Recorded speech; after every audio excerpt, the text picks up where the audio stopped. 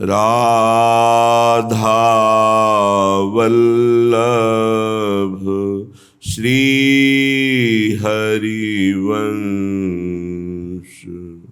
राधा वल्लभ श्री हरिवंश।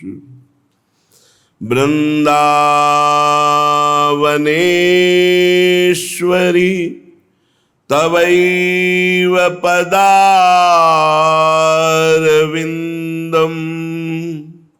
प्रेमामृतैकमकरन्द रसौघपूर्णम् हृद्यर्पितं मधुपते स्मरतापमूग्रं निर्वापयत् परम शीतलमाश्रयामि। परम शीतलमाश्रयामि। लाडली मेरी श्यामा स्वामिनी मेरी राधा मोहि परी अड़िबे की बानु। मोहि परी अड़िबे की बान। लाडली तुम अजहू हेरत न कृपा करी। मैं टेरत हठ ठान मोहि परी अड़िबे की बान। तुम पर हार जन्म हो बैठी श्रीपद शपथ प्रमाण। श्रीपद शपथ प्रमाण। अब बलिहार नेक हंसी हेरो भोरी आपनी जान। अब बलिहारी नेक हंसी हेरो भोरी आपनी जानी। मोहि परी अड़िबे की बान। हे प्यारी जू, मेरा भी स्वभाव बन गया है हठ करने का। चाहे जितना मन अब चंचल हो, शरीर पीड़ा दे, समाज उपहास करे, अब आपको नहीं छोड़ सकते। मेरा भी हठीला स्वभाव है। बराबर आपको पुकार रही हूं और आप कृपा करके हमारी तरफ देख नहीं रही, तो मैं भी अपनी पुकार बंद करने वाला नहीं। ये बात ध्यान रखना। ये उपासक में हठ होना चाहिए। इष्ट देव की तरफ से यदि अपने को ऐसा भास रहा है कि अनुकूलता नहीं मिल रही, साधना नहीं बढ़ रही, कोई अनुभव नहीं हो रहा, तो हमें ना नाम जप छोड़ना है, ना अपना साधन मार्ग छोड़ना है। हठीला स्वभाव बनाना है। भूरी सखी कह रही जीवन व्यतीत हो जा रहा है आपको पुकारते हुए, पर आप हमारे सामने प्रकट नहीं हो रही, तो क्या समझती हैं कि मैं आपको छोड़ दूंगा? ना हमारी पुकार रुकेगी और ना आपके चरणों को मैं छोड़ सकता हूं। आपके श्री चरणों की शपथ खा के कहता हूं कि मैं अपना जीवन और जन्म केवल आपके लिए हार चुकी हूं। ये बहुत बड़ी बात। जीवन और जन्म इष्ट देव के लिए। मेरे प्राणनाथ श्री श्यामा शपथ करो तृण छे। हरिवंश महाप्रभु कहते, भोरी सखी तुम पर हार जन्म हो बैठी, श्रीपथ शपथ प्रमाण। आपके श्री चरणों की कसम, मैं अन्य किसी का आश्रय नहीं ले सकती। आप आओ ना आओ, आप सुख दो दुख दो, नाना प्रकार के प्रपंच भेज दो, मेरा अकेला स्वभाव है, आपको नहीं छोड़ सकती। अब तो बलिहारी है, नेक मुस्कुराकर हमारी तरफ हेर दो और ये कह दो कि भोरी सखी तू मेरी है। मैं विनय नहीं बंद करूंगी, पुकार नहीं बंद करूंगी। सुनो विनय दे कान नवेली, नंद नंदन बस करन राधिके, छवि निधि गर्भ गहेली, सुनो विनय दे कान नवेली। हे नवेली प्रियाजू, आप कान देकर हमारी विनय सुनो। आप बहुत सामर्थ्यशाली हैं। अखिल कोटि ब्रह्मांड नायक परात्परीश भगवान श्री कृष्ण को अपने प्रेम में अधीन कर लिया है और आपकी रूप शोभा छवि निधि है। आप कैसे कोई वर्णन करे। जो को कोटि कलप लग जीवे, रसना कोटिक पावे, तऊ रुचिर बदनार बिंद की शोभा कहत न आवे। मेरी विनय सुनो। तो बल साधन धर्म कर्म व्रत, नियम नीति हठ ठेली, सहज कृपालु कृपा घर बैठे, चाहत लूट सकेली, सुनो विनय दे कान नवेली। हे स्वामिनी प्रियाजू, आपके बल से हमने अन्य साधनों का त्याग कर दिया। कर्मयोग, धर्मानुष्ठान, मंत्रानुष्ठान, विविध प्रकार के व्रत का अनुष्ठान, वैदिक सिद्धांत, ये सब छोड़ दिया। आठों पहर राधा राधा नाम जपना, आपके ही प्रति संपूर्ण कर्म समर्पण करना, आपका ही चिंतन करना। अब जो हमसे त्रुटि हो रही है, अब जो हमारी मन बुद्धि की वृत्तियां संसार में जा रही हैं, अब आपकी जिम्मेवारी है। आपके बल से सबका त्याग करके केवल आपका आश्रय लिया। इसलिए हे सहज कृपामयी, मेरा विश्वास है कि आपके चरणों के आश्रय मात्र से जैसे घर बैठे संपत्ति आ जाए, ऐसे संपूर्ण अध्यात्म की संपत्ति हमारे हृदय में जागृत हो जाएगी। भोरी पांव पसारे सोवत, सिर स्वामिनी अलबेली,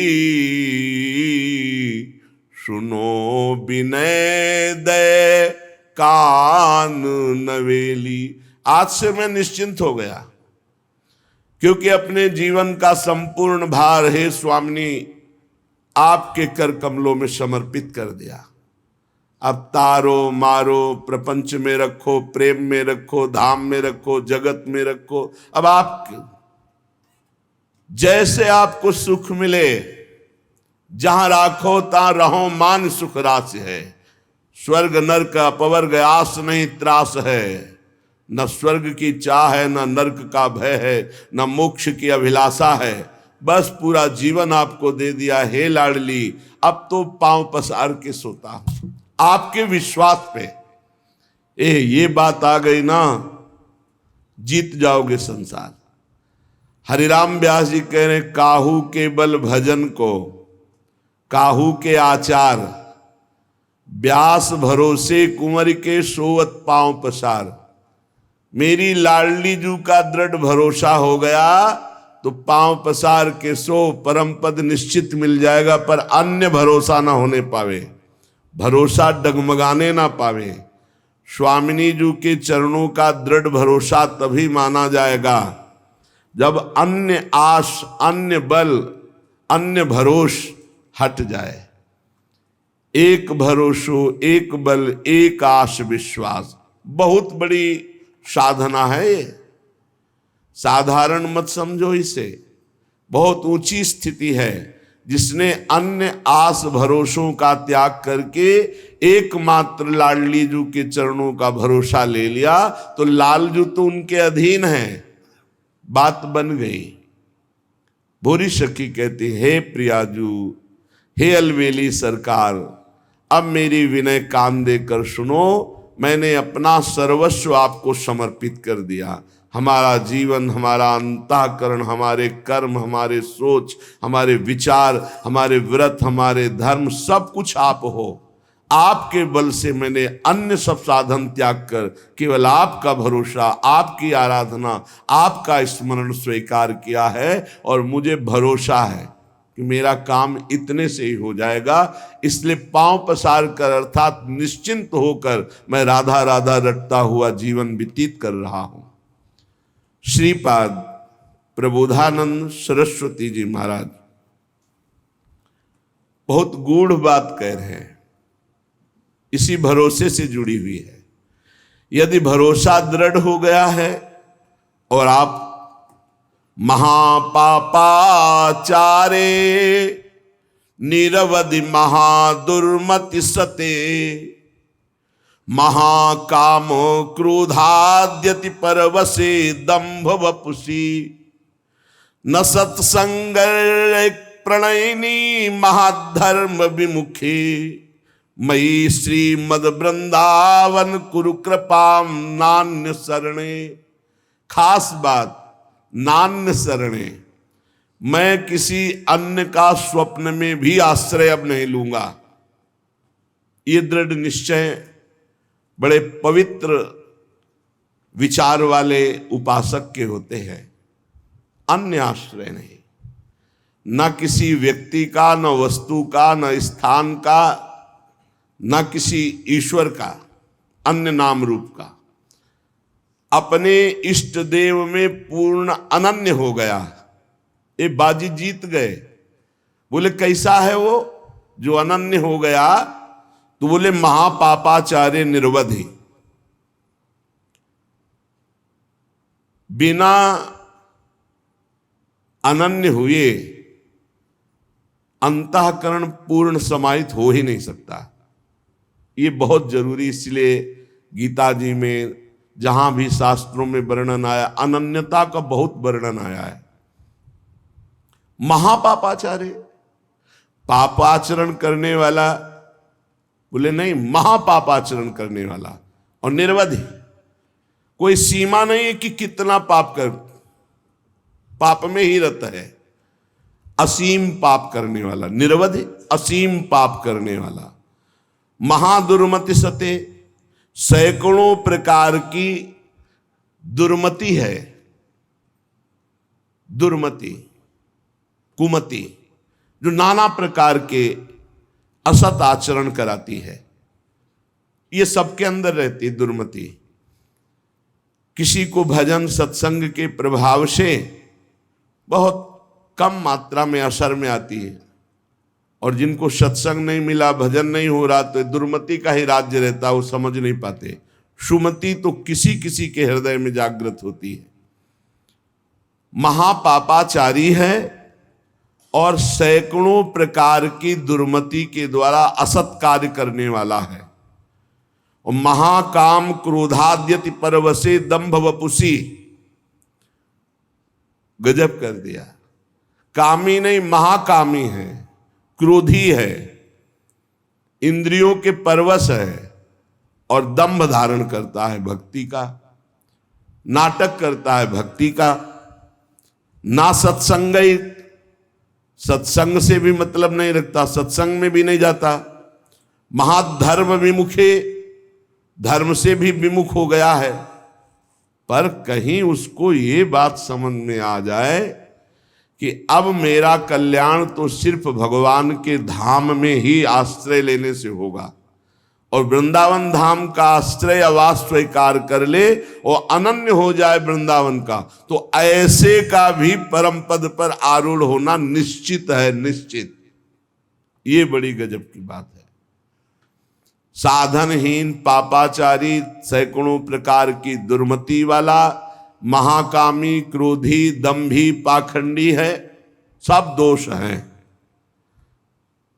पर उसने एक नियम ले लिया कि अब आजीवन वृंदावन वास करेंगे, अब हमसे कुछ होने वाला नहीं। तो निश्चित उसको सत्संग मिलेगा, निश्चित रजरानी की कृपा से उसका परिवर्तन होगा, और यहां शरीर छूटा तो परम पद को प्राप्त होगा। ये धाम की महिमा है, ये अमोघ है।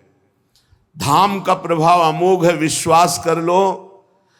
एक कलिकाल है, साधन बल से भगवत प्राप्ति होना बहुत कठिन है। श्री चरणों का आश्रय, धामादि का वास आश्रय, यही हमें भागवतिक माहौल में रखकर भजन प्रभाव से श्री जी से प्रीति करा देगा। ऐसे जगत में यदि हम प्रियालाल से विमुख है, धाम आदि का आश्रय नहीं लिए, तो देख लो ऐसी माया फैली हुई है, पूछो मत। श्री विग्रह भगवान के अर्चावतार के सामने सर झुकाना, संतों के सामने सर झुकाना, गुरु के सामने सर झुकाना, माता पिता के सामने सर झुकाना, ये तो हमारे सनातन धर्म की बहुत प्राथमिक स्थिति है, नहीं रह गई। कुछ जो सत्संगी हैं, श्री विग्रह को देखा तो प्रणाम, संतों को देखा तो चलते फिरते भगवान के मंदिर है, प्रणाम। माता पिता प्रातः काल उठ के रघुनाथा, माता पिता गुरु नामय माथा। साधारण सनातन धर्म की रीति नहीं रह गई। फिर भक्ति रीति, फिर नियम निष्ठा, फिर अध्यात्म की ऊंचाई, तो बहुत दुर्लभ बात है। कैसा भी व्यक्ति क्यों न हो, अगर भगवत प्राप्ति करना चाहता है तो ना धामवास हो पावे तो एक दो दिन के लिए, महीना दो महीना में जरूर आ जाओ। इससे आपकी आध्यात्मिक पावर शक्ति बढ़ेगी, आपका उत्साह बढ़ेगा, आपको भगवत प्राप्ति की लालसा मिलेगी। श्रीपाद कह रहे हैं, अत्यंतोद्धत गणो या सर्वदा असत्पथे, वे कस्मिन् निमिषे पिना स्मृत महानंदाब्धिराधा प्रियः, सद्धर्मैः सदुपासनैर्विरहितस्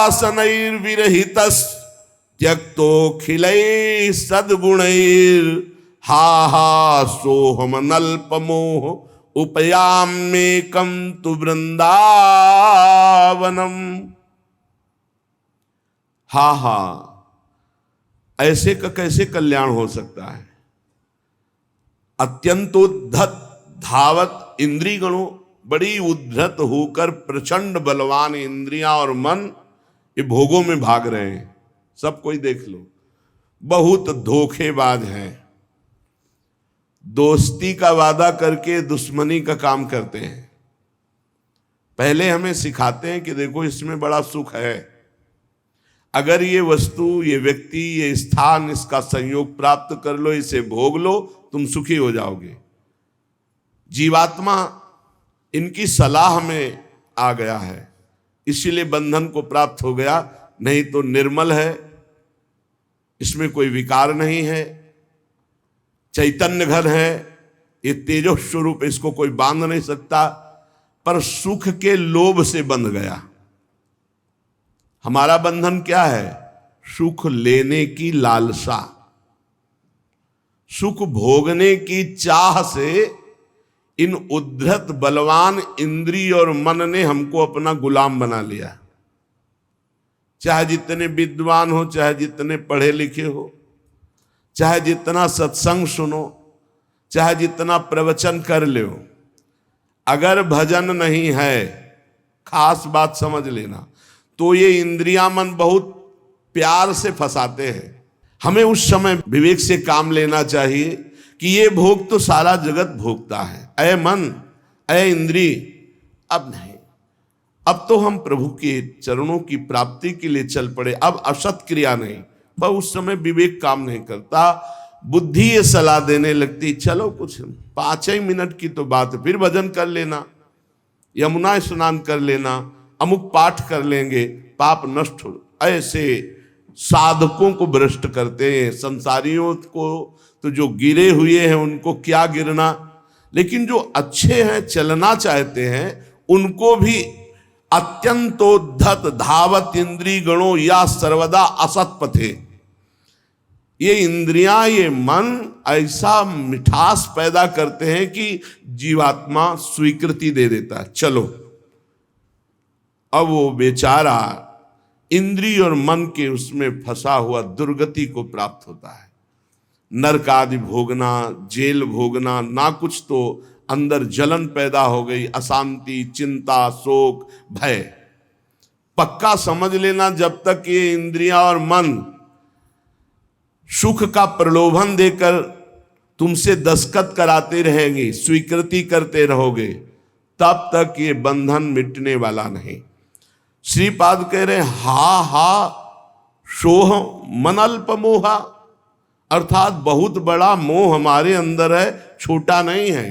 क्या हम इंद्रिय और मन की सलाह में आ जाते हैं? हम सब बड़ी सलाह बुद्धि देती है फंसने की, निकलने की सलाह नहीं देती। बहुत बार हो चुका, आपकी बार नहीं, अब नहीं, ऐसा नहीं, बार बार। इसे तृष्णा कहते हैं। भोगे हुए भोग को पुनः भोगने की इच्छा का नाम तृष्णा है। ये तृष्णा पापिनी बार बार पाप कराती है। एकस्मिन निमिषेपि ना स्मृत महानंदाब्दि राधा प्रिया। राधा प्रिय, राधा वल्लभ लाल का एक पलक झपकने के लिए भी एकाग्र होकर ये स्मरण के लिए राजी नहीं है। ध्यान देना, सोचो कि स्वाभाविक ये भजन करेंगे तो इनके बस की बात नहीं, इंद्रिय और मन की। ये स्वाभाविक विषयों में तुम्हें फंसाएंगी।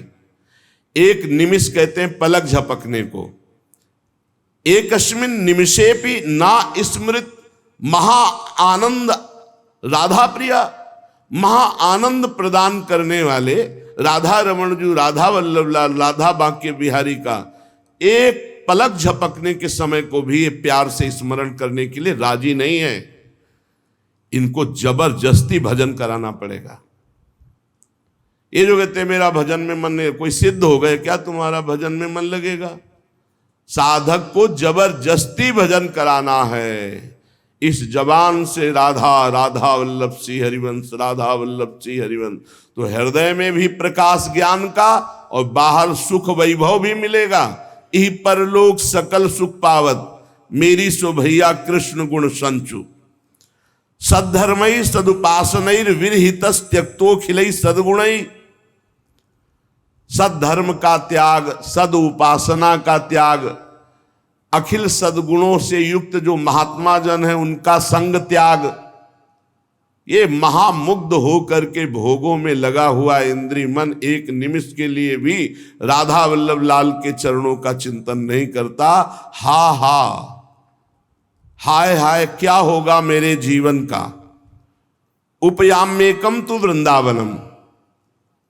अब मैंने समझ लिया कि अब मेरा एकमात्र परम कल्याण, उद्धार, मंगल सीधा वृंदावन करेगा, तो मैं आजीवन वृंदावन वास का नियम लेता हूं कि अब मेरे से तो कुछ बनने वाला नहीं। अपने शरीर को इसी धाम में रखूंगा और इसी रज में धूल धूसरित होकर प्राण त्याग दूंगा, तो भगवत प्राप्ति हो जाएगी, पक्का भगवत प्राप्ति हो जाएगी। धाम में आजीवन वास से भगवत प्राप्ति। अब ये जो बीच की यात्रा है ये समझना होगा, नहीं कहीं भ्रम ना हो जाए कि हम धामवास करें और खूब मनमानी कुमार्गामी प्रवृत्तियों के आचरण करें। देखो, ये धाम सुरक्षित है दैवी शक्तियों से। जैसे राष्ट्रपति भवन की विशेष सुरक्षा होती है, ऐसे जैसे ये पुरियां हैं, धाम है, तीर्थ स्थान है, ये विशेष सुरक्षित होते हैं। इनमें जो उद्दंडता करता है, पापाचरण करता है, उनको विशेष दंड दिया जाता है, ध्यान रखना। तो ये जो कहा गया कि आप अखंड धाम वास करें, आपको भगवत प्राप्ति होगी, तो अखंड धाम वास और भगवत प्राप्ति के बीच की यात्रा नहीं बताई गई। वो होगी सत्संग से, वो होगी रसिकों के संग से। ऐसा नहीं है कि आप धाम वास करो, खुला पापाचरण करो, आपको भगवत प्राप्ति हो जाएगी। ऐसा नहीं, ऐसा नहीं, ये भ्रम में मत रहना। ये जो कहा जाता है, तो धामवासी को सत्संग मिलता है, और सत्संग से वो अपना सुधार करके निरंतर भजन परायण होकर भगवत प्राप्ति करता है। उपासक निरंतर भजन के लिए दृढ़ नियम लेना पड़ेगा। इसके लिए ये नहीं कि घर त्याग करके कहीं भागकर जाने की जरूरत है। आश्रय धाम का लिए हैं, आप बहुत दूर वास कर रहे हैं और निरंतर भजन का नियम ले लिए कि हम अभ्यास कर रहे हैं। अंतर पड़ सकता है अभ्यासी को, वो कोई सिद्ध पुरुष नहीं है, पर नाम जप का पक्का वहीं धाम प्रकाशित हो जाएगा, वहीं प्रिया प्रीतम प्रकाशित हो जाएंगे। विश्वास करी सब आस परिहरी, दास तब जे होई रहे, जप नाम तव बिनु श्रम तरही भव, नाथ सो समराम है। बहुत जोर की बात गोस्वामी जी कह रहे हैं। जो आप पर विश्वास करके, सबकी आशा का त्याग करके आपके चरणों के दास हो गए और रात दिन आपका नाम जप कर रहे हैं, तो बिना प्रयास के वो इस संसार समुद्र से पार हो जाएंगे, और कोई साधन करने की जरूरत नहीं। विश्वास पहली बात। आस परिहरे, दूसरों से कोई आशा नहीं रखे। किससे क्या चाहोगे? ये क्या दे सकते हैं संसारी लोग? कोई ऐसा नहीं है जो मांगने में ना उतारू हो, सब मांग रहे हैं। अगर मांगना ही है तुमसे, तो ऐसे से मांगो जहां से मांगना मिट जाए। वो केवल भगवान, केवल भगवान। भगवान के सिवा अन्य से किसी मांगने से हमारा मंगतापन नहीं मिटेगा। पीछे एक दिन चर्चा में आया था कि यदि जांचना ही है तो जानकी नाथ से जांचो, जिससे जांचने के बाद जाचकता जरी जाए, मांगना मिट जाए। पहला विश्वास करो, तुम्हारे ऊपर भगवान की विशेष कृपा है। दूसरा, हमें कभी किसी से मांगना नहीं, अगर मांगना है तो सिर्फ भगवान से। तीसरा, निरंतर हमें नाम जप करना है। ये बहुत बड़ी बात तीन है। भगवान पर दृढ़ विश्वास, अन्य किसी का आशा भरोसा नहीं, और निरंतर नाम जप। तो कह रहे बिनु श्रम तरई भवनाथ सो समराम है। अन्य कोई साधन का श्रम नहीं, उसे निश्चित भगवत प्राप्ति हो जाएगी।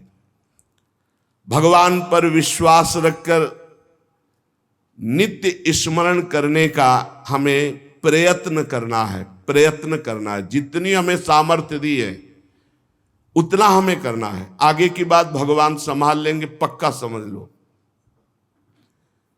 घंटों आप संसार की वार्ता कर सकते हो, घंटों घंटों आप संसार के दृश्य देख सकते हो। जैसे 3 घंटे 2.5 घंटे की फिल्म है, आपका बिल्कुल मन नहीं भागेगा।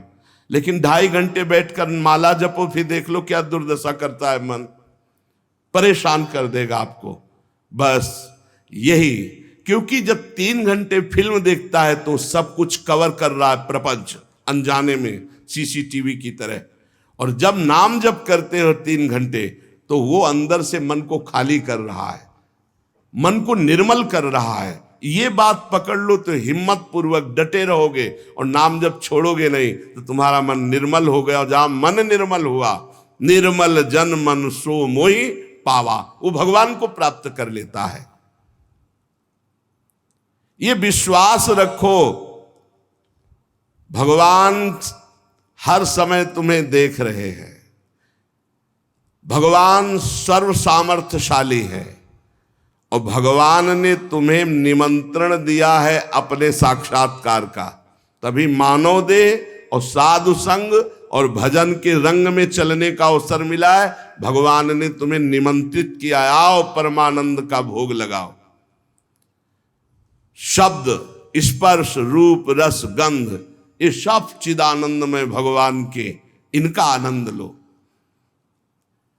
जब भगवान ने निमंत्रण कर ही दिया है तुम्हें और पंगत में बैठाल दिया, ये पंगत में बैठे हो, परमानंद की भोग वृत्ति, परमानंद का भोग लगकर तुम्हें प्रसाद मिलेगा।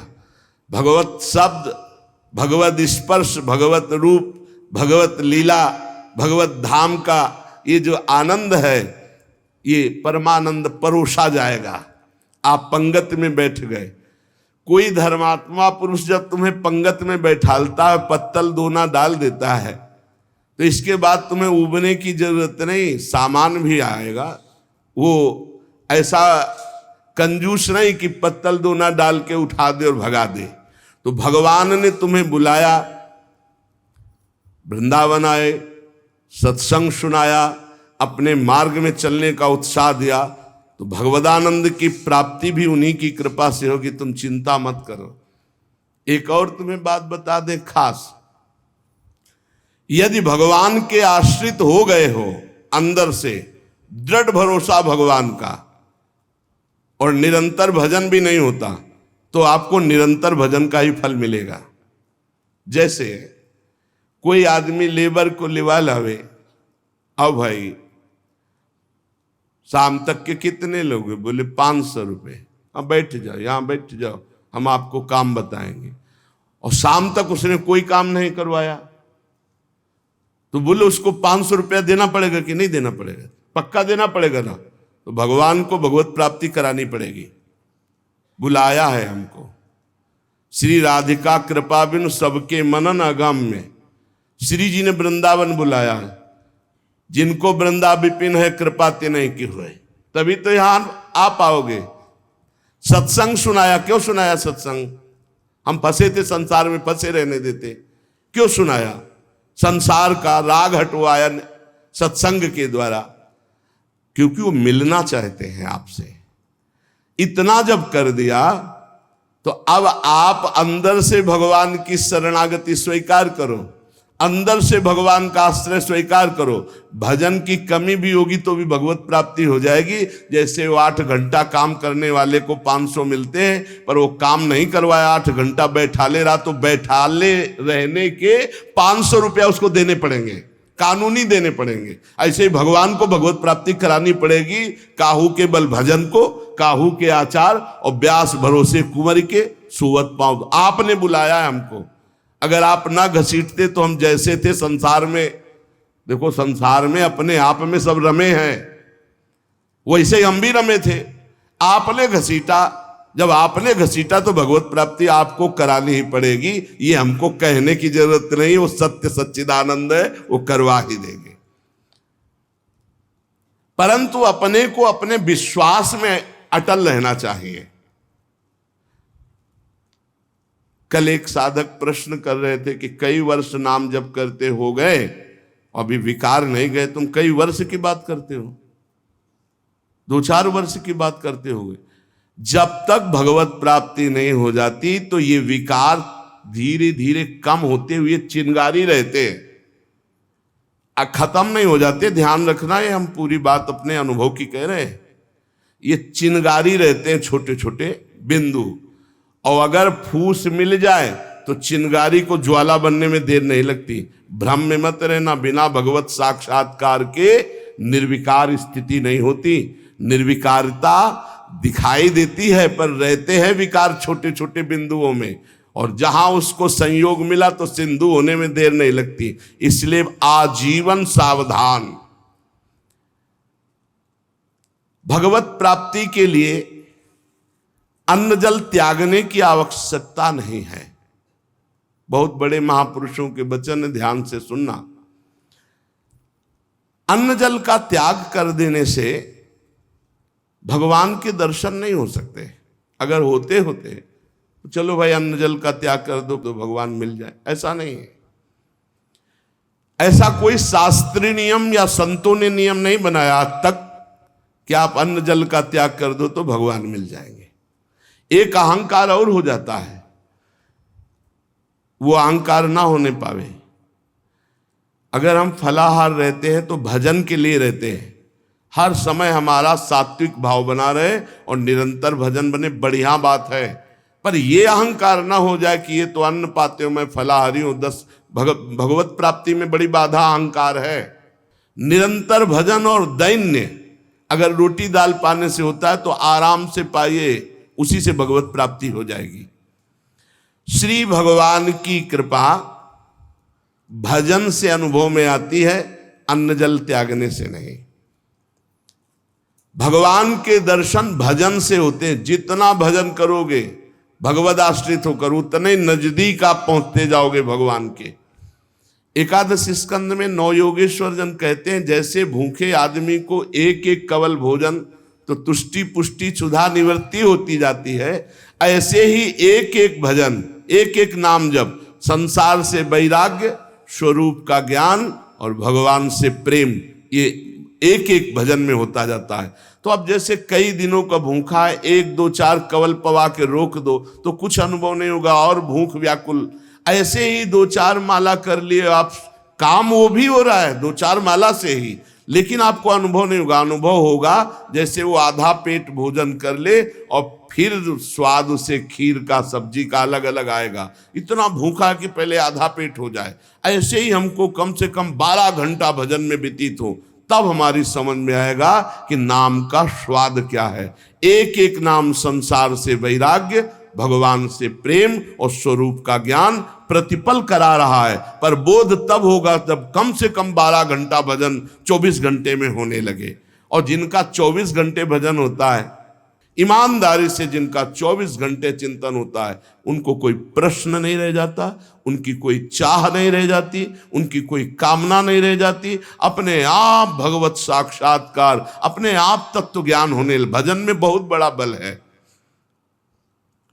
तो इन सब बाहरी बातों पर साधक ना फंसे कि हम अन्न छोड़ दें, हम जल छोड़ दें, हम ये कपड़ा छोड़ दें। सर्दी है, चिंतन हो रहा सर्दी का, अरे चाहे टाट मिले चाहे कंबल तत्काल ओढ़ लो, चिंतन सर्दी का ना हो। प्रिया प्रीतम को खास बात यह है, भूख लगी है जो मिले नमक रोटी खाओ, इसको शांत करो और चिंतन प्रभु का करो। चिंतन रोटी का हो रहा है, चिंतन कपड़ा का हो रहा है, चिंतन भोगों का हो रहा है, वो बात नहीं। ये बात बिल्कुल परमार्थ में शास्त्र सम्मत, हमारा चिंतन नहीं होना चाहिए जागतिक भोगों का। भगवत प्रसाद जो मिला इसे डाल लिया उदासीन भाव से, चिंतन हमारा प्रभु का होना चाहिए। भगवत दर्शन में प्रधान भजन करते हुए जब भगवान से मिलन की व्याकुलता होती है, अभी कहाँ मिलन की व्याकुलता है। भजन खास बात भजन है, जितना देर भजन करोगे उतने आप उज्जवल और पवित्र होते चले जाओगे। आपको पता नहीं होता कि आप कितनी ऊंचाई पर चढ़ रहे हैं। जब कोई अपराध बनता है और वो खो जाती है वृत्ति, तब लगता है कितनी ऊंचाई की वो वृत्ति थी, मेरे से गलती हो गई तो देखो वृत्ति खो गई। सहज धारा भगवत चिंतन की, सहज धारा, कोई विक्षेप नहीं, कोई चाह नहीं। और जहां अपराध बन गया तो वो बाधित हो जाती है। कई तरह का अपराध होता है। मैं बहुत भजनानंदी हूं और इनमें तो भजन नहीं, रुक जाएगा आपका भजन। किसी से अपने को मिलाना, उसको अपने से नीचा देखना, मारे गए, आपका भजन रुक जाएगा। किसी की निंदा कर देना, किसी के ऐसी चेष्टा करना कि उसके भजन करने वाले हृदय में दुख पहुंच गया, अब आपका भजन अवरुद्ध हो जाएगा। ना कोई चेष्टा, ना कोई निंदा और ना कोई मिलान किसी से करना है। हर समय देखना है हमारे ऊपर भगवान की विशुद्ध कृपा है, सब संतों की कृपा है, चराचर जगत की हमारे ऊपर कृपा है, सब श्रेष्ठ है, हम सबसे लघु। अब भजन आपका निरंतर चलेगा। अनन्य भजन में ना तन की शुद्धि रह जाए और ना मन की शुद्धि रह जाए। मन भी बेशुद्ध हो जाता है। अभी हमारा मन नहीं लगता तो मन की शुद्धि है, भजन की नहीं, ध्यान रखना। बैठे हो, शरीर में पीड़ा हो रही, अभी तन की शुद्धि है, भजन की। जब भजन में आएगी तो तन मन डारे खोए। लगन लगन सब कोई कहे, लगन कहावे सोए। जा लगन में तन मन डारे खोए। ऐसा भजन चल रहा है कि मन भी पंग हो गया, तन की भी शुद्धि नहीं। यह है भगवत साक्षात्कार के लिए। जानबूझकर हठपूर्वक अन्न, वस्त्र आदि आदि जो शरीर निर्वाह के लिए इनको छोड़ना बड़ा हानिकारक है। शरीर को स्वस्थ रखना भजन के लिए बहुत आवश्यक है।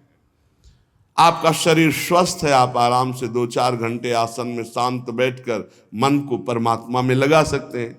अब आज कलयुगी शरीर ऐसे हो रहे हैं, नौजवान आदमी ब्लड प्रेशर, शुगर, क्या क्या परेशानियां। भजन कर लो, आगे और समय ऐसा आने वाला है भजन के लिए अवसर नहीं। जानबूझकर हठपूर्वक अगर आपको सुविधा सामग्री मिल रही शरीर रक्षा के लिए तो उनका त्याग ना करो। इसके त्याग से कुछ नहीं होता। अब शरीर ये सब अनुभव की बात है। शरीर उघार, सर्दी में शरीर कांप रहा है तो चिंतन तो जा रहा है ना सर्दी का। अरे जैसा भी टाट पट्टी कंबल जो भी मिले शरीर में डाल लो। अब चिंतन प्रिया प्रीतम को रहे, ये खास बात है। ये बहुत समय के बाद समझ में आती, नहीं तो अहंकार बना रहता है। स्वेटर कंबल के त्यागी हो, चिंतन सर्दी का हो रहा है, प्रिया प्रीतम का चिंतन करना है, परमात्मा का चिंतन कर। खास बात है चिंतन नहीं छूटना चाहिए तो तुम्हारा त्याग सार्थक, और अगर चिंतन छूट गया तो त्याग की, और चिंतन ही बदल जाता है। प्रभु का चिंतन न रहकर शरीर का चिंतन होने लगता है। इसीलिए प्रेमी जनों को आप देखिए, वो वैराग्य प्रधान नहीं अनुराग प्रधान होते, इसीलिए उनको पहचानना बड़ा कठिन। अखंड चिंतन निरंतर चले और जैसी स्थिति में शरीर को प्रभु रख रहे हैं वैसी स्थिति, शरीर से राग खत्म। आप निरंतर भजन करें, भगवान के दर्शन की भी मांग ना करें तो भी भगवान को दर्शन देना ही होगा, अपने आप देना होगा। आप पुकारें, आप भजन करें। भगवान दर्शन किसको कब और किस साधना से देते हैं आज तक कोई नियम नहीं है, कोई नियम नहीं। वो कहो अभी आपको दर्शन दे दे, उनके लिए क्या है। इसीलिए तो भगत मस्त हो जाता है जो भगवान की शुद्ध भक्ति करता है कि जब चाहेंगे करुणा निधान निहाल कर देंगे। प्रभु के लिए कोई नियम नहीं है। भगवान जब जहां जिसके ऊपर कृपा करे, बहुत भगवान कृपालु हैं और आज तक जिनको मिले हैं वो बहुत सरल सहज स्वभाव वालों को मिले। ये जितनी बुद्धि लगाने वाले लोग हैं इनको बहुत दौड़ना पड़ता है, और जो सहज सरल होते हैं भगवान उनको मिल जाते हैं। भगवान जिनको मिलते हैं कैसे होते? सरल चित्त। संत सरल चित्त जगत हित, जान स्वभाव सने। बहुत सहज इनका स्वभाव, कोई छल कपट नहीं, चित्त में निरंतर भगवत स्मृति। भगवान मिले मिलाए हैं यार, भगवान अंदर ही बैठे हैं, वो सब देख रहे हैं। जब भगवान से चित्त जुड़ जाता है, निरंतर भगवत स्मृति होती है, तो भगवान बिना प्रार्थना के आके दर्शन दे जाते हैं। अर्थात उनके दिमाग में, उनके नेत्र में, उनके हृदय में श्री भगवान ही बसे रहते हैं। अपरिमित दयालु भगवान है, अपरिमित दयालु। उनका स्मरण करते हुए निश्चिंत हो जाओ, न दर्शन की चिंता करो न कल्याण की चिंता करो, वर्तमान में उनका स्मरण न छूटे। ये बात पकड़ लो, कोई चिंता मत करो, सब ठीक हो जाएगा, वर्तमान में भजन न छूटे। भगवान तुम्हारे जीवन में वही विधान करेंगे जिससे तुम्हारा मंगल होगा। कड़ुआ विधान भी हो सकता है, पर विधान का फल बड़ा मंगल होगा। ऐसा निश्चय करके शांत हो जाओ, चिंता मत करो, भय मत करो। श्री भगवान की कृपा को देख देख कर तुम रुदन करोगे आनंद में, ऐसे वो कृपालु है। चित्त में विषाद आ जाना, चिंता आ जाना, भय आ जाना, पाप कर्म का फल है। ध्यान करना, तुम्हारा चित्त विषाद युक्त हो रहा है, भयभीत हो रहे हो, चिंता है, तो कोई पाप कर्म आपने किया है। वर्तमान में भजन करने वाले को भूतकाल का पाप कर्म चिंता शोक भय नहीं दे सकता, पक्का विश्वास रखना। वर्तमान का पाप चिंता शोक भय देता है। इसलिए भगवान के चिंतन का ऐसा तारतम्य बनाओ कि कोई पाप संकल्प ही न बने, कोई पाप कर्म ही न हो, कोई वासना ही न हो। एकमात्र नाम को पकड़ लो, हमारी प्रार्थना मान लो। लोक परलोक में जो सुख चाहिए वो सब नाम से प्राप्त हो जाएगा। गोस्वामी श्री तुलसीदास जी महाराज बड़े अनुभवी महापुरुष हैं। उन्होंने कहा कि सब ऐसा कलिकाल मलिनता फैलाए हुए है कि मुझे कहीं ठौर नहीं दिखाई दे रही जिस साधन को पकड़कर जीव भगवान की प्राप्ति कर ले। जोग ना विराग, जप जाग तप त्याग व्रत, तीरथ ना धर्म जानो, वेद विधि किमि है। तुलसी सो पोचना भयो है, नहीं हुए है कहूं, सोचे सब आके अग कैसे प्रभु क्षमि है। मैं तो न डरूं रघुवीर सुनो, साची कहो, खल अनखई है तुम्हें सज्जन ना गमी है। भले सुकृति के संग मोहि तुला तौलिए, तो नाम के प्रसाद भारू मेरी ओर नमी है। बहुत जोर की बात कह। देखो, इसमें चिंता नहीं करनी भगवान ने अपनाया कि नहीं अपनाया, इसकी भी परीक्षा नहीं करनी। नात हूं ना अपनायो, लोक झूठी होए परी, पै प्रभु हूं ते प्रबल प्रताप प्रभु नाम को।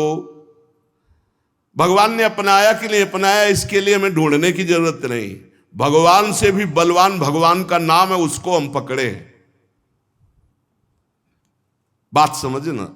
गोस्वामी जी कह रहे हैं जोगुना विराग कलयुग है, अष्टांग योग का फल है परमात्मा में समाधिस्थ हो जाना। कोई बिरला योग का प्रयोग परमात्मा समाधि के लिए करता है।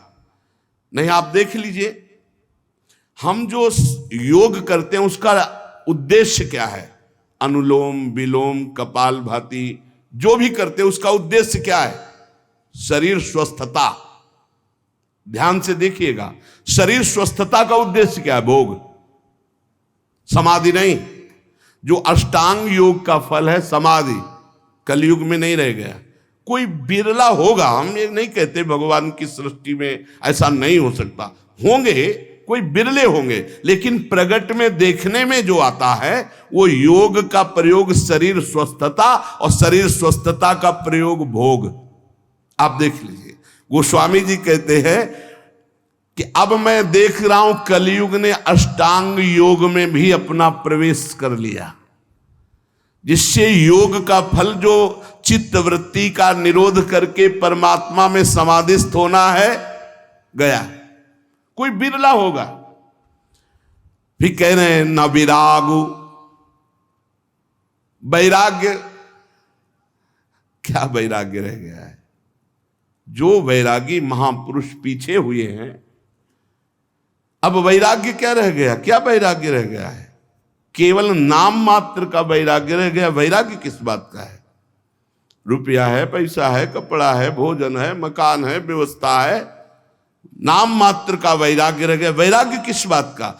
जिसके जीवन में भगवान के सिवा कुछ नहीं है, राग त्रिभुवन में कहीं वस्तु व्यक्ति स्थान में नहीं, उसे वैराग्यवान कहते हैं। जो लोक परलोक के समस्त भोगों के सानिध्य में भी भोगने की इच्छा नहीं, उसे वैरागी कहते हैं। गोस्वामी जी कह रहे हैं मुझे वैराग्य में भी दम नहीं दिखाई दे रहा कि भगवत प्राप्ति करा सके, क्योंकि वैराग्य में पाखंड का प्रवेश हो गया। कलयुग ने पाखंड का प्रवेश करवा दिया। कोई बिरला वैरागी, सच्चा वैरागी, भगवान की सृष्टि में कमी नहीं होती, कोई विरला सच्चा वैरागी होगा जिसका वैराग्य भगवान के लिए है। नहीं तो वैराग्य भी दिखावे पे आ गया है, पाखंड में आ गया है।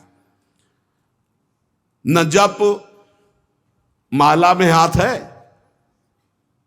और बातें कर रहे हैं, माला रुक नहीं रहा, वो चल रहा है, और बातें जबान से हो रही और साथ चल रहे हैं। क्या जप हो रहा है? किसका जप हो रहा है? जप तो तब माना जाता है जो जप कर रहे हैं वो हमारे ध्यान में है, वही हम सुन रहे हैं, वही हम बोल रहे हैं, उसे जप माना जाता है। 3 बातें जप में होनी चाहिए। जो हम जप रहे हैं, वही सुन रहे हैं, वही हमारे ध्यान में है। राधा तो दिखाई दे रहा है, राधा लिखा, सुनाई दे रहा है राधा, और हम बोल रहे हैं राधा, और फिर एक मन का सकिला, फिर राधा, फिर एक मन का सा, वो जप। अब जप में भी 11 माला कहा है, हो जाए हर 5 मिनट में घड़ी में, और जल्दी जल्दी, स्वाद नहीं, रुचि नहीं, मन नहीं, बस। कोई कोई तो ऐसे माला सरकाते कि हमें लगता है कि अगर रा बोले तो भी नहीं सरकेगा। राधा राधा तो बहुत बड़ी बात है, अगर वो रा बोले तो इतनी रफ्तार से नहीं चलेगा। अब पता नहीं कैसे ऐसे माला सर सर घूम रहा है। माला घूमने से भगवत प्राप्ति होगी क्या? माला घूम, देखो ये माला है, काउंटर है, ये चीजें मन लगाने के लिए हैं। असली तो जब श्वासों की माला में, धड़कन में नाम चलता है, रोम रोम आनंद से खिल उठता है, ये प्रारंभिक दशा है।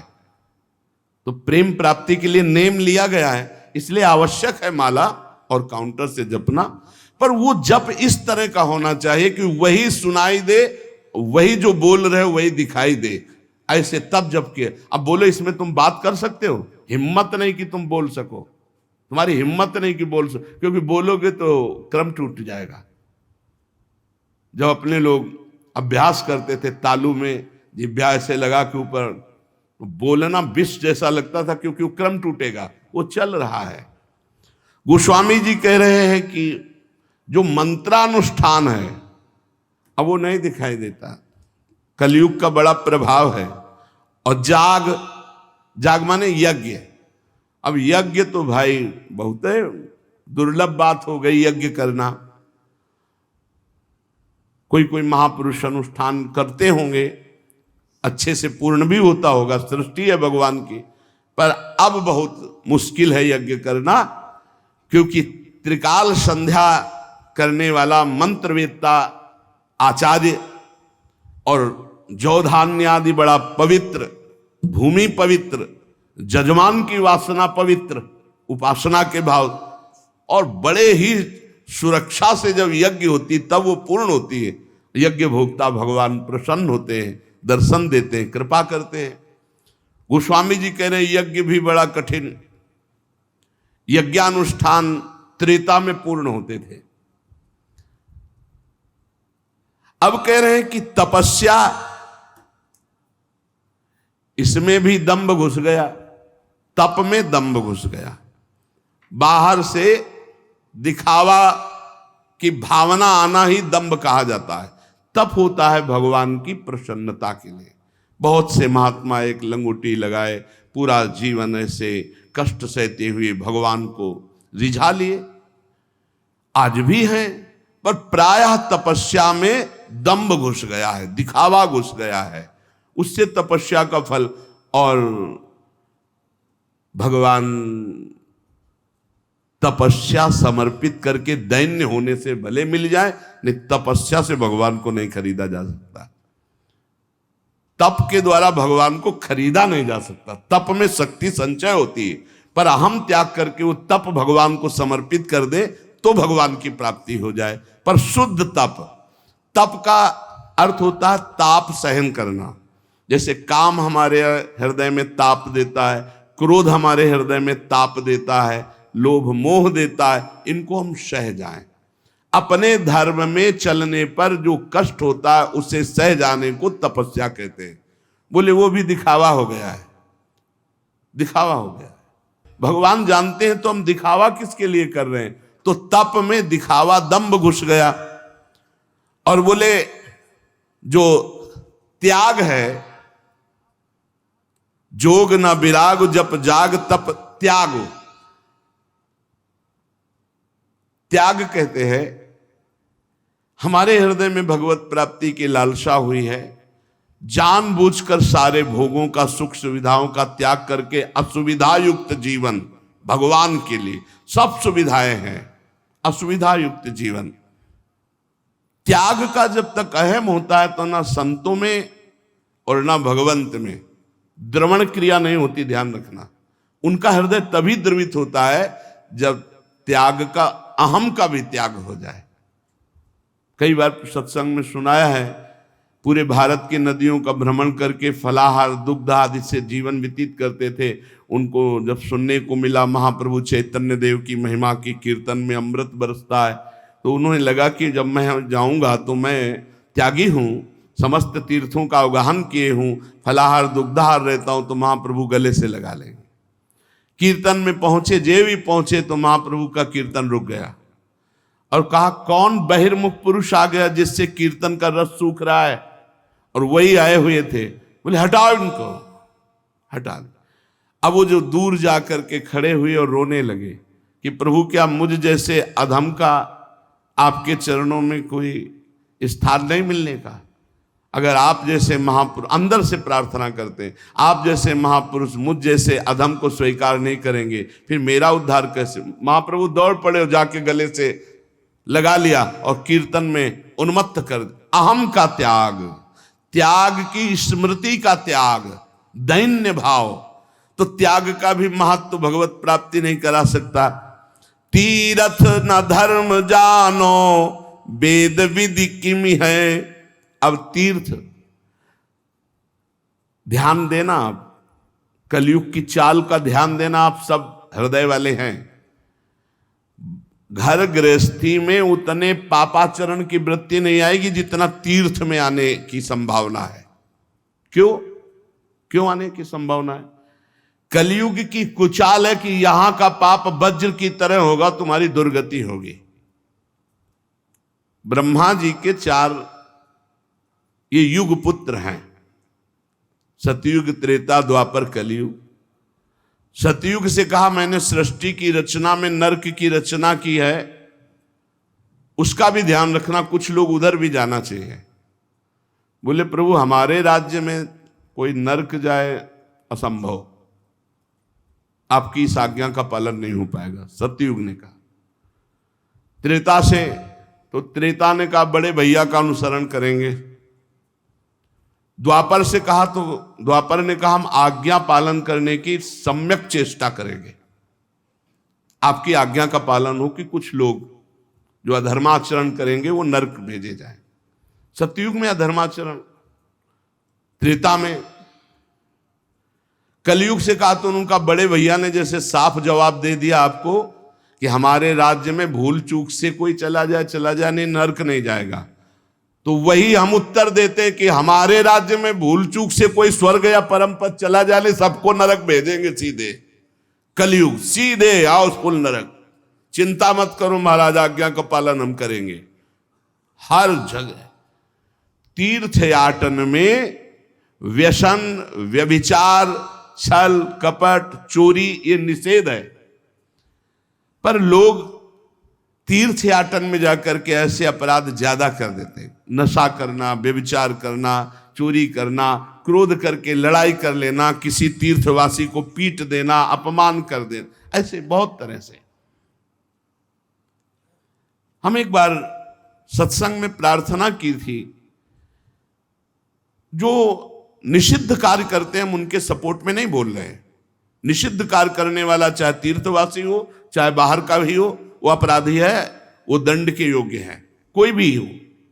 लेकिन ये जो बाहर से आप आकर के, जैसे धाम में है ब्रज 84 कोष में, यहां जो तीर्थ पुरोहित जन हैं, ये लोग इसी से अपना परिवार चलाते हैं।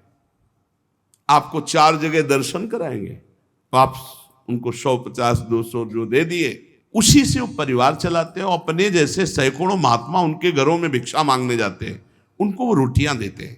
आप सच्ची मानिए, जो आप तीर्थ पुरोहितों को 100, 200, 500 रुपए देते हैं, हम पहले कह दिया कि हम निषिद्ध का सपोर्ट नहीं कर रहे।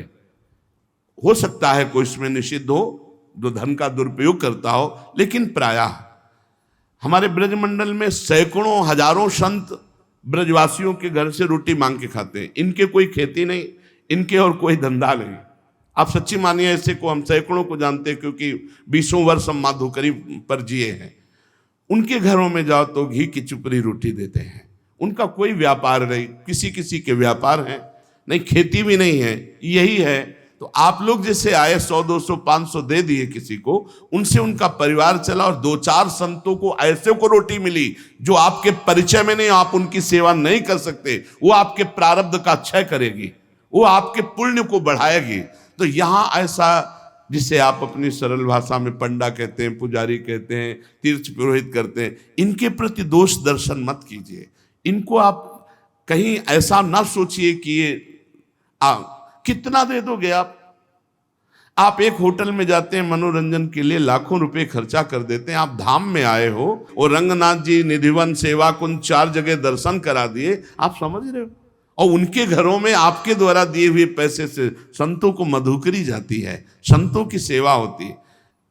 50 बाबा जी चले जाएं तो वो चाहे आधी आधी रोटी देंगे जरूर। तो तीर्थ में आकर किसी को पीट देना, गुस्सा कर देना, दोष दर्शन कर देना, हिंसा, बड़े पाप के से। तीर्थ में कोई निष्पाप तीर्थ करके चला जाए, बिरला, ऐसा नहीं कोई जाता नहीं होगा, होंगे बिरला कोई होंगे जो विश्वास और तीर्थ का फल लेकर जा रहे हैं, नहीं तो संशय हो जाएगा।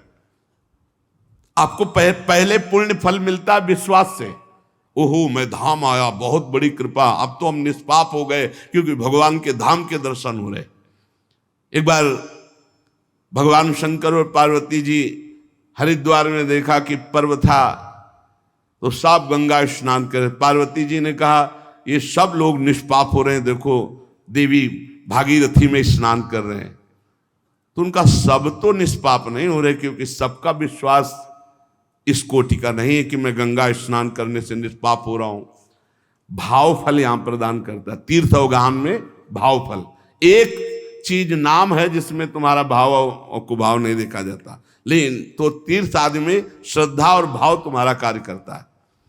भगवान शंकर ने पार्वती जी से कहा, इसमें 2 ही 4 गंगा नहाए होंगे, नहीं तो जले में डुबकी मार के जा रहे हैं, इनको विश्वास नहीं। बोले प्रभु ऐसा कैसे, सब देखो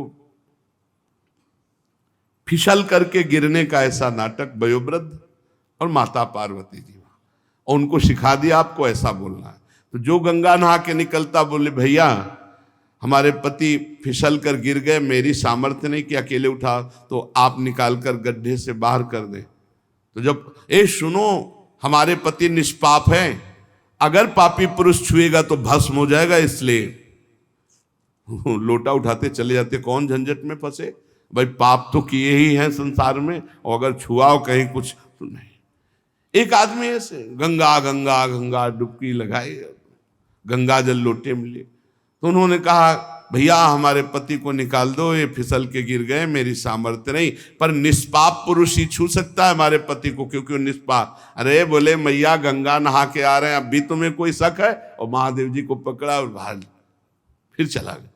पार्वती जी से कहा ये गंगा नहा, इसको पूरा विश्वास है कि गंगा का स्पर्श होते ही सारे पाप नष्ट हो जाते हैं। गंगा पापम, गंगा जी पाप का नाश कर देती है।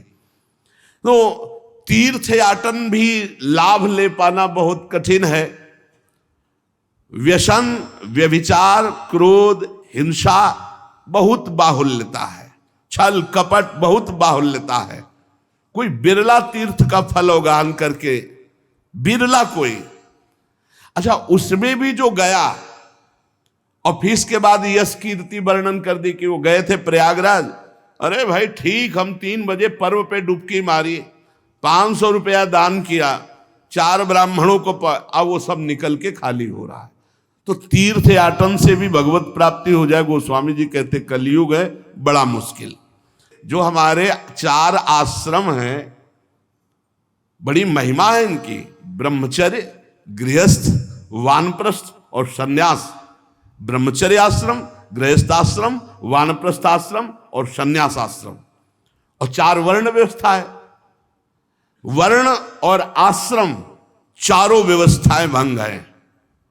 कलयुग का ऐसा प्रचंड, गोस्वामी जी कह रहे जानना ही नहीं चाहते कि हमारे वर्ण का क्या कर्तव्य है और हमारे आश्रम का क्या कर्तव्य है। इससे भी भगवत प्राप्ति बोले बड़ी संकटपूर्ण। ऐसा नहीं कि कोई धर्म से नहीं चलता होगा, चलते होंगे, भारत है। ऐसा नहीं कि कोई आश्रम व्यवस्था से नहीं चलता हो, चलते होंगे, पर बिरले। तो धर्म की व्यवस्था से भगवत प्राप्ति बड़ा। वेद विधि किम है। अब वेद विधान, वेद विधान तो वो समझे जो शास्त्र स्वाध्याय करे, जो खूब महापुरुषों का संग करे, वो जान पाता है क्या करना चाहिए क्या नहीं करना चाहिए। तस्मात् शास्त्रम प्रमाणन्ते कार्य कार्यो व्यवस्थित हो। अब यहां फुर्सत नहीं है मोबाइल से, टेलीविजन से, पेपर से, संसार की बातों से। तो कौन पढ़े योग वासिष्ठ, कौन पढ़े भगवत गीता की टीका, कौन पढ़े श्रीमद् भागवत महापुराण, कौन पढ़े वेद के सिद्धांत। तो कैसे पता चलेगा जीव का कर्तव्य क्या है, क्या करना चाहिए क्या नहीं करना चाहिए। ऐसा नहीं वैदिक सिद्धांत को जानने वाले नहीं हैं, हैं पर बिरले कोई। तो भगवत प्राप्ति इसमें भी बड़ी कठिन। गोस्वामी जी कहे तुलसी सो पोचना भयो है, नहीं हुए है कहूं। अब मैं तुमसे अपनी बात कह रहा हूं कि मेरे जैसा पामर कोई ना हुआ है ना है। पहले तो बताया इन सब से अब भगवत प्राप्ति नहीं होने वाली, ध्यान दे लो। बहुत बढ़िया सिद्धांत, ये सब शास्त्रों का सिद्धांत, हृदय सम्मत सिद्धांत को स्वामी जी कह रहे। जोग ना विराग जप जाग तप त्याग व्रत तीरथ ना धर्म जानो, वेद विधि किम है। अब व्रत की पूछो तो कोई बिरला ही व्रत का नियम। एक बार हमने वर्णन किया था कि 10वीं को ये और एक बार, और द्वादशी को एक बार, और एकादशी को तो पूरा या तो निर्जला रहो या एक बार जल फल फूल जो कुछ थोड़ा सा ग्रहण कर लो। अब तो जानते हो कैसे व्रत होते हैं। कूटू का और सिंघाड़े का, जैसे कूटू के पकौड़ा बन रहे हैं, सिंघाड़े के हलवा बन रहे हैं, समा के खीर बन रही, और क्या क्या पकवान बन रहे हैं। बाल भोग अलग, राज भोग अलग, शयन भोग अलग। भैया ऐसे व्रत तो रोज रहे तो बढ़िया चकाचक है। नहीं, व्रत का मतलब है उपवास तो उपवास, पूरे दिन कुछ नहीं, शाम के समय जल फल कुछ ले लिया नहीं, पार पूरा उपवास करके निर्जला। एक कोई भी व्रत रहो तो ऐसे थोड़ी है कि पुआ पकौड़ी और सब इधर उधर के जोड़ बटोर करके कि वही खाना पीना। अरे मर जाओगे क्या एक दिन के लिए। व्रत रहो तो शाम से हर व्रत में मंगल विधान होता है। जो हम जलते हैं, जो भूख से व्याकुल होते हैं, उससे हमारे पाप नष्ट होते हैं। अब ऐसा व्रत नहीं रह गया, डकार आ जाए और दिन चाहे ना आवे, व्रत के दिन जरूर डकार आवे। इतना बड़ा तरबूज फल भी तो डकार आ जाए पक्का। व्रत किस बात का, दबा दबा के फल फूल और सब मिष्ठान और सब पा रहे हैं। अब बोले व्रत है तो भाई ऐसे व्रतों से भगवत प्राप्ति नहीं होती। व्रत रहा गया है, शास्त्रों में वर्णन है, आप देखो। पयो व्रत का वर्णन है, चंद्रायण व्रत का, कृच्छ व्रत का, बड़े बड़े व्रत का। अब कौन सा व्रत रह गया है। अब रसेंद्री का व्रत रह गया है। एक पत्ता मुख में रख लेती हैं माता जी, अपर्णा नाम पड़ गया, तब भगवान शिवपति रूप में प्राप्त, तब भगवान की प्राप्ति व्रतई। तो तुलसीदास जी कह रहे हम तुम्हें बता दें, हम सब तरह से पामर हैं। हे देखो महापुरुषों का हृदय, तुलसी सो पोचना भयो है, नहीं हुए है कहूं, मेरे जैसा पामर न कोई है और न कोई होगा। सोचे सब आके अग कैसे प्रभु क्षमी है, मेरे तो न डरू, मुझे कोई डर नहीं है भाई। क्यों, तुमने क्या पा लिया कि तुम्हें डर नहीं? बोले रघुबीर सुनो साची कहो, औरों से नहीं, सीधे भगवान से कह रहे, खल अन खई है तुम्हें सज्जन ना गमई है। दुष्ट लोग इस बात से प्रसन्न होंगे, अब देखते हैं इसकी कौन सी दशा होगी। पर सज्जन लोग इस बात से दुखी होंगे कि तुलसी राम का है, इसका अहित कैसे हो सकता है। तो कह रहे हैं मुझे डर नहीं, सुनो रघुनाथ जी, भले सुकृति के संग मोहि तुला तौलितो, तपस्वी व्रती तीर्थयाटन योगी जपी त्यागी, इन सबको एक तुला में रख लो हे रघुनाथ जी, और तौला जाए तो मेरी तरफ कांटा भारी होगा। बोले क्यों महाराज? बोले हम पहले कह दिया कि बहुत पामर हैं, पहले कह दिया, हम ये नहीं कह रहे कि बहुत हम महान हैं, लेकिन जब इन सब साधन करने वालों को एक तरफ और मुझे तौला जाएगा तो मेरी तरफ झुकाव होगा, वो हल्के हो जाएंगे। बोले क्यों? नाम के प्रसाद भारू मेरी ओर नमी है, क्योंकि मैंने केवल नाम का आश्रय ले लिया है। ये खास बात, केवल नाम का आश्रय लिया तो जो अन्य सब साधनों का फल एक तरफ तौला जाए या अन्य सब साधन करने वाले एक तरफ हो, और तुलसीदास जी कहते हैं मुझ पामर को एक तरफ रखा जाए, तो रघुनाथ जी को साक्षी करके कहते हैं वो कांटा हमारी तरफ झुकेगा। बोले क्यों? बोले मैंने नाम का प्रभाव, नाम को रात दिन नाथ हूं ना अपनायो, लोक झूठी है परिपय, प्रभु ते प्रबल प्रताप प्रभु, नाम को पायो नाम चारु चिंतामणि, उर करते न खसई हो, अब लो नसानी अब ना नसई हो, एक सेकंड भी नहीं जाने दूंगा। अब बस ये दो अक्षर मेरे जीवन है, माई बाप है, रात दिन प्रभु का नाम, इसलिए मेरी जय हो गई। समझ लो सत्संग में सब साधन एक तरफ और नाम जापा के एक तरफ, एकमात्र भगवान के नाम में। गोस्वामी जी कह रहे हैं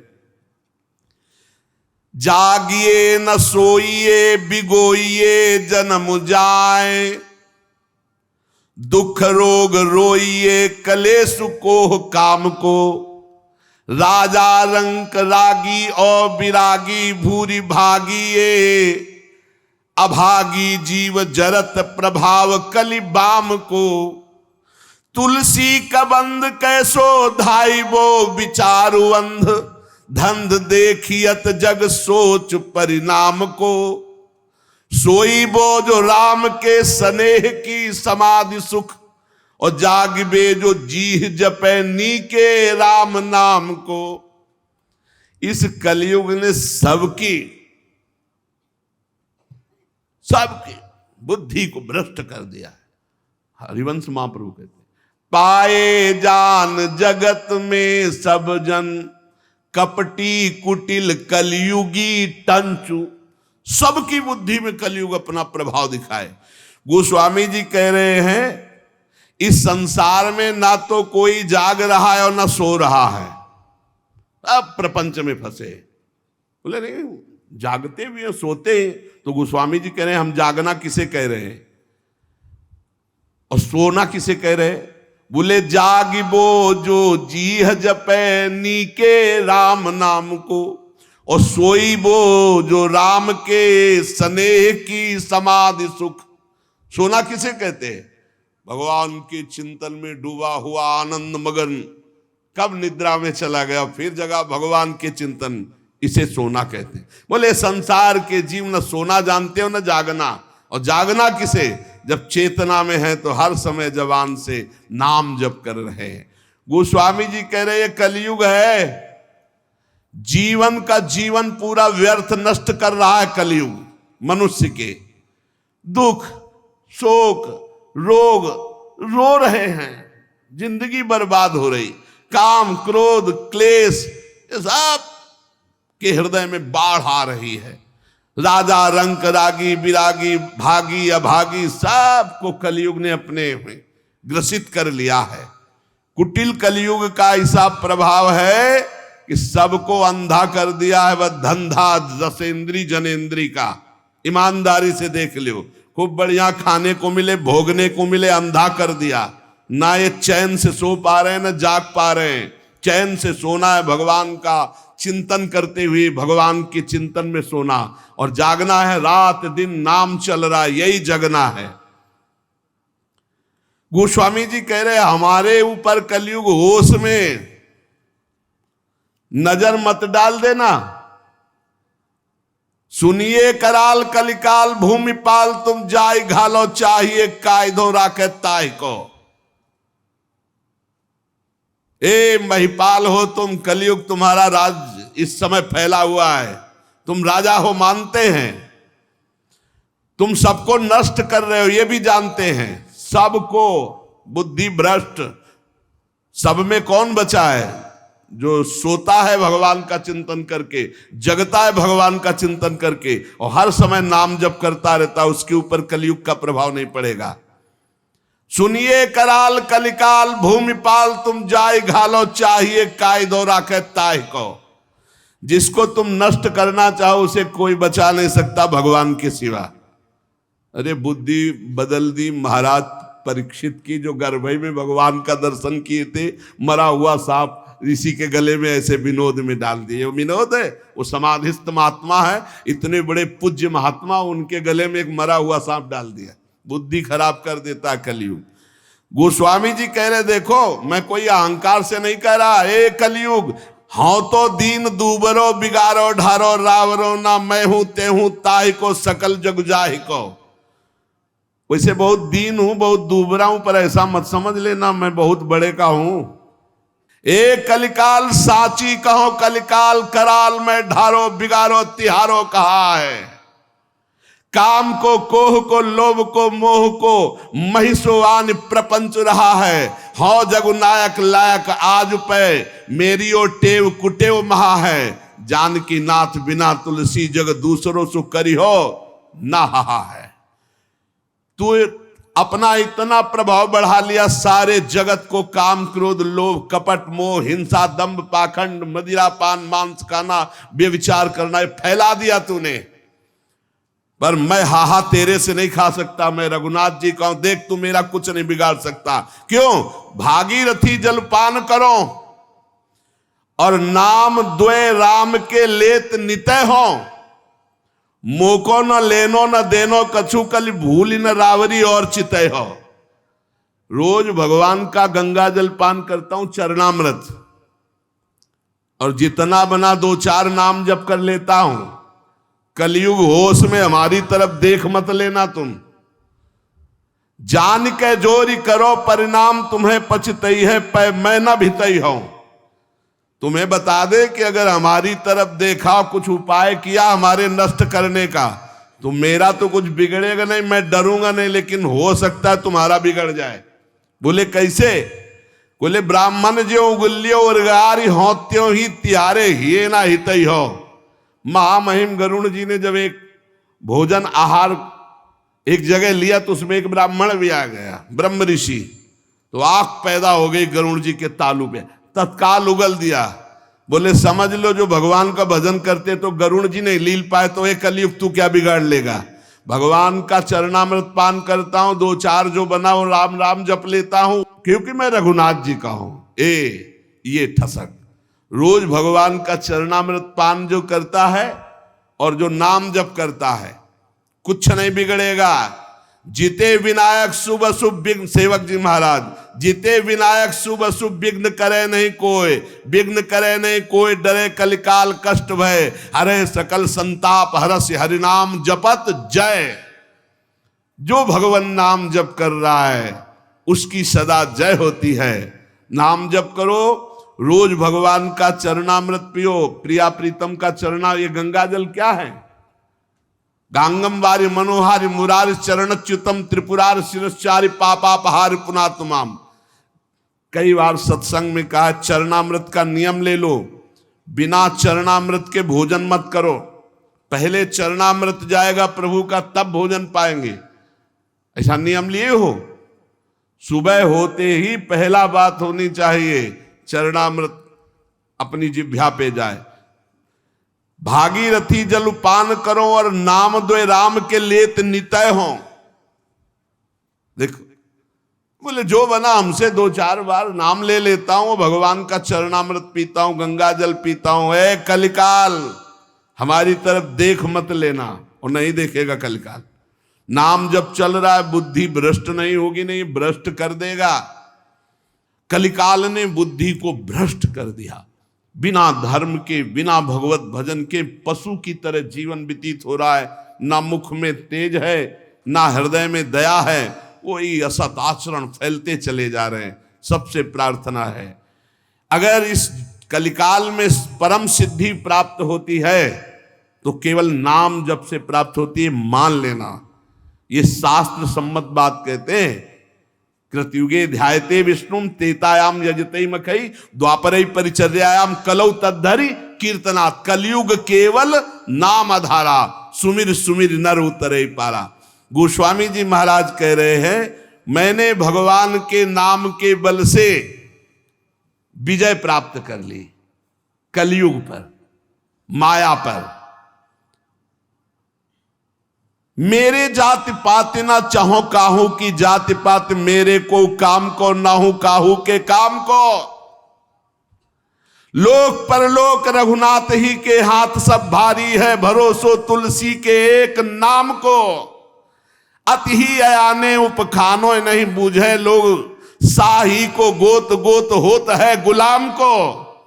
साधु कह असाधु कह भलो कह पोच, सोच कहा का काहू के द्वार पर हो, जो हो सो हो राम को। ये बात विजय प्राप्त करवा देगी माया पर और कलयुग पर। कह रहे हैं मुझे किसी की पंक्ति में जाना है या किसी को बुलाना है, कोई बेटी का ब्याह थोड़ी करना है। मैं किसी की भी जात जात पात पूछता हूं ना, मैं अपनी जात पात। मैं ना तो किसी के काम का हूं, ना कोई मेरे काम का है। ना मेरा लोक ना मेरा परलोक, मेरा सब कुछ रघुनाथ जी भगवान। मेरा लोक परलोक, मेरी साधना साध्य सब मेरे भगवान। बहुत जोर की बात है। तुलसी एकमात्र केवल नाम का सहारा लिया है, नाम का। भारी है भरोसो तुलसी के एक नाम को। नाम को पकड़ लो भाई। हमारे हर प्रश्न का उत्तर नाम होता है, क्योंकि तस्मात् शास्त्रम प्रमाणम। और युग धर्म के अनुसार अगर किसी का परम कल्याण, मनोरथ की पूर्ति, लोक परलोक की मंगलमयी यात्रा, तो वो नाम से ही होगी। कह रहे मैं साधु हूं या असाधु हूं, भला हूं या बुरा हूं, जैसा हूं, मुझे किससे क्या लेना देना। मैं अपने भगवान का हूं और भगवान के द्वार पे पड़ा हूं। मैं अपनी लाडली जू का हूं, लाडली जू की शरण में पड़ा हूं। कीवे कहा पढ़िवे को कहा फल, बूझी न वेद को भेदु विचारे। स्वार्थ को परमारथ को कलि कामद, राम को नाम विचारे। खूब वेद पढ़े हो, शास्त्र पुराण पढ़े हो, लेकिन नाम जप नहीं कर रहे हो तो कुछ नहीं होने वाला, ध्यान रखना। ये कई शास्त्रों में पढ़ा है, गोस्वामी जी भी कह रहे हो, ये खास हृदय की भी बात है। वाद विवाद विषाद बढ़ाई के छाती पर आयो अपनी जा रहे। बोले मान लो मेरी बात, अगर तर्क विवाद करोगे तो अपनी भी छाती जलाओगे, दूसरे की जलाओगे। चारिहु को, छहों को, नवों को और 10-8 को पाठ कुकाठ जो फारे। यदि नाम जप नहीं चल रहा, 10 8 को 18 पुराण और 9 को कह रहे कि 9 व्याकरण हैं, व्याकरण के 9 हैं, इंद्र, चंद्र, काश, कृष्ण, शाकटायन, आपिशाली, पाणिनि, अमर, जैनेन्द्र और सरस्वती, ये 9 व्याकरण। और फिर कह रहे 6 को 6 शास्त्र, और फिर कह रहे चार्यु को, चारों वेद को, 4 वेद, 6 शास्त्र, 9 व्याकरण, 18 पुराण, ये सब कंठस्थ हो और नाम जप नहीं है तो गोस्वामी तुलसीदास जी कह रहे भगवत प्राप्ति नहीं होगी। आप पक्का समझ लीजिए। इसीलिए ये बचपन से सब शास्त्रों का जहां तक बना गुरु कृपा से स्वाध्याय और मार्गों का चलना सब छानबीन के, तब हम तुमसे कहते हैं राधा राधा राधा बोलो, कोई अंधविश्वास से नहीं कहते। गोस्वामी जी कह रहे वाद विवाद विषादु बढ़ाई के छाती पर आई और अपनी जा रो, तर्क वितर्क वाद विवाद करके अपना हृदय जलाओ, दूसरे का हृदय जलाओ, तुम्हें जैसा मनावे। मेरी बात सुन लो, चार्यु को, 6 को, 9 को, 10 8 को पाठ कुकाट जो फारे, स्वार्थ को, परमारथ को, कलिकामद राम को नाम विसारे। यदि भगवान का नाम तुम नहीं जप रहे हो, 4 वेद, 6 शास्त्र, 9 व्याकरण, 18 पुराण कंठस्थ किए हो, तो भले जैसे कुकाठ को चीरने से कुछ हाथ नहीं लगता, ऐसे कुछ हाथ नहीं लगेगा। इसलिए सबसे प्रार्थना है, और जो साधन बने तो करो, लेकिन नाम को मत छोड़ो। अगर नाम साधन में अपने ले आए, राधा राधा राधा, कृष्ण कृष्ण, हरि राम कृष्ण जो जप रहे हो, पक्का भगवत प्राप्ति हो जाएगी, चाहे जो हो, चाहे जैसे हो। इसलिए सत्संग का सार, जितना बन सके अपने आचरणों को सुधारो, भोजन सुधारो, दूसरों का मन वचन कर्म से अहित मत करो, हित करो, और नाम जप करो। इसी जन्म में भगवत प्राप्ति हो जाएगी। शेष चर्चा आगे। श्री राधा वल्लभ लाल की जय।